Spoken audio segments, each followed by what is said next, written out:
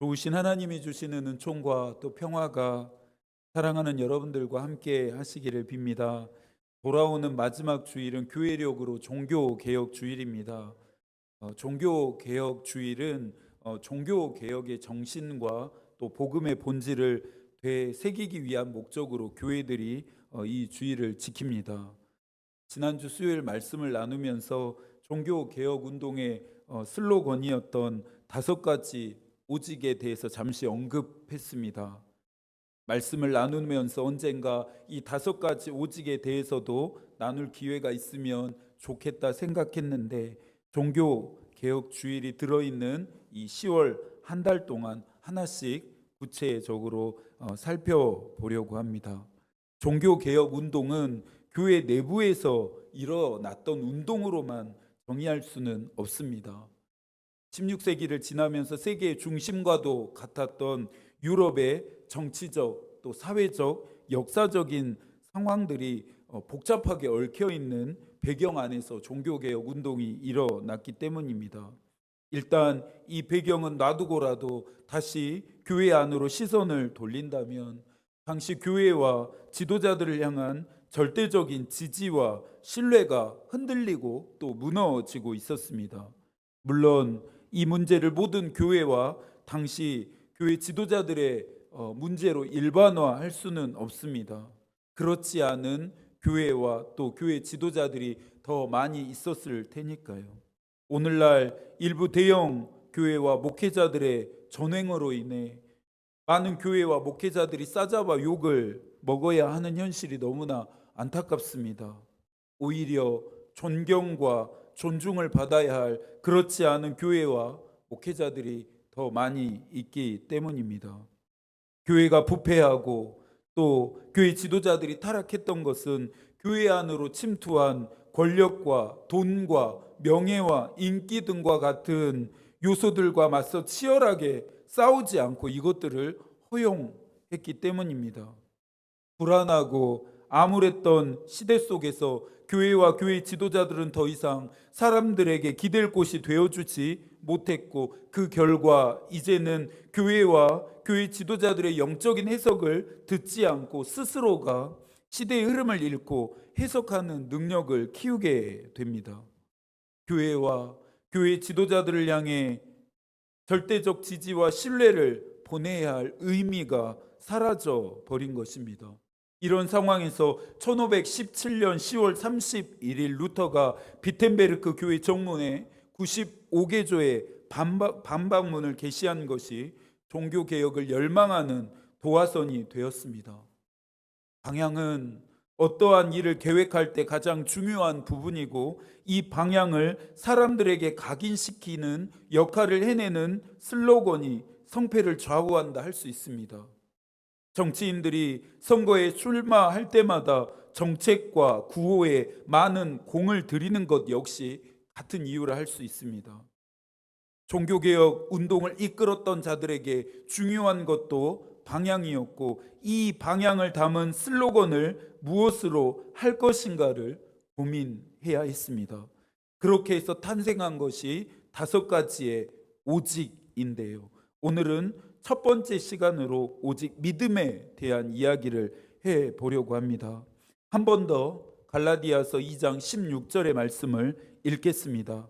사람이 의롭게 되는 것은 율법의 행위로 말미암음이 아니요 오직 예수 그리스도를 믿음으로 말미암은 줄 알므로 우리도 그리스도 예수를 믿나니 이는 우리가 율법의 행위로서가 아니고 그리스도를 믿음으로써 의롭다함을 얻으려 함이라. 율법의 행위로서는 의롭다함을 얻을 육체가 없느니라. 또 에베소서 2장 8절과 9절의 말씀도 들어보십시오. 너희는 그 은혜에 의하여 믿음으로 말미암아 구원을 받았으니 이것은 너희에게서 난 것이 아니요 하나님의 선물이라. 행위에서 난 것이 아니니 이는 누구든지 자랑하지 못하게 함이라. 이 구절들은 신학적인 용어로 이신칭의, 즉 오직 믿음으로만 의롭게 되어짐을 설명하고 있습니다. 의롭게 되어지는 것은 오직 예수 그리스도를 믿음으로, 그래서 그분이 주시는 은혜로 말미암습니다. 그런데 당시 펠라기우스 사상은 이신칭의를 위협하는 가장 큰 방해물이자 적이었습니다. 이 사상은 오직 예수 그리스도를 믿는 믿음이 아니더라도 인간의 의지와 노력을 통해서 은혜가 아니어도 인간 안에 남아있는 선함만으로도 구원에 이를 수 있다는 것입니다. 현대에도 펠라기우스적 사상과 가르침은 많습니다. 이것들은 절대적인 구원의 과정을 위협합니다. 구원을 받을 수 있는 다른 방법이 있다고 말하고 하나님의 말씀 외에 진리가 되는 다른 것들이 있다라고 미혹합니다. 어떻게 예수 그리스도 외에 다른 것을 따르고 의지할 수 있나 생각하시겠지만 나는 그렇지 않다, 우리는 그렇지 않다 확신할 수 없는 것이 사실 이것이 믿음의 생활의 방식과 밀접하게 연관되었기 때문입니다. 믿음 생활에 문제가 생겼을 때, 영적인 어려움을 만났을 때 나도 펠라기우스적으로 세상과 사람을 의지하고 내 생각, 내 계획, 내 노력으로 해결하려고 하기 때문입니다. 예수 그리스도 외에 다른 방법, 하나님의 말씀 외에 다른 것들을 붙들기 때문이죠.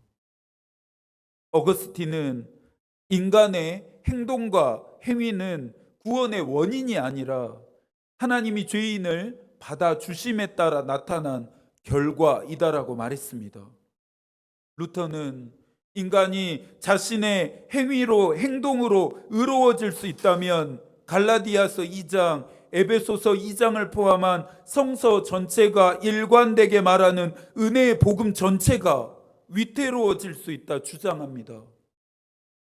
루터가 이렇게 강력히 주장한 이유는 당시 교회와 교회 지도자들이 공로, 자선, 기부, 미덕, 선행 등과 같은 행위로도 얼마든지 의로워질 수 있다 가르쳤기 때문입니다. 오직 믿음이라고 하는 슬로건은 이와 같은 루터의 주장이 집약된 것입니다.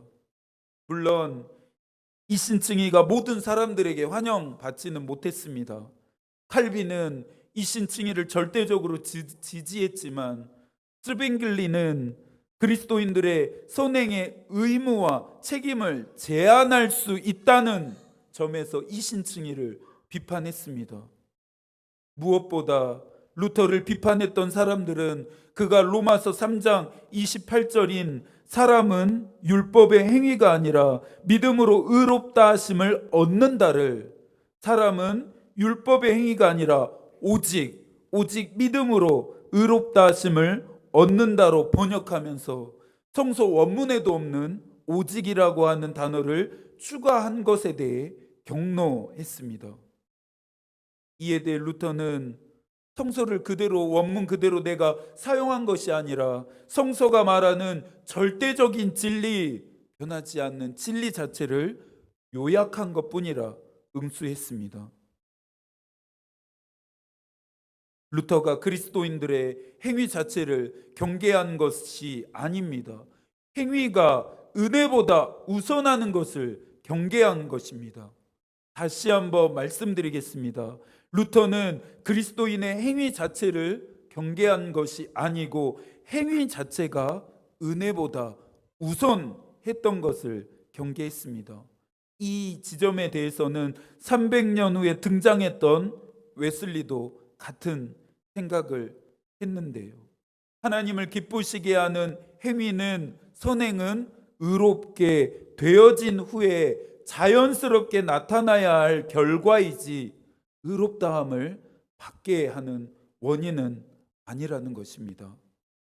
루터는 자신이 도덕을 무너뜨리지 않고 적절한 맥락 속에 놓아두었을 뿐이라고 주장합니다.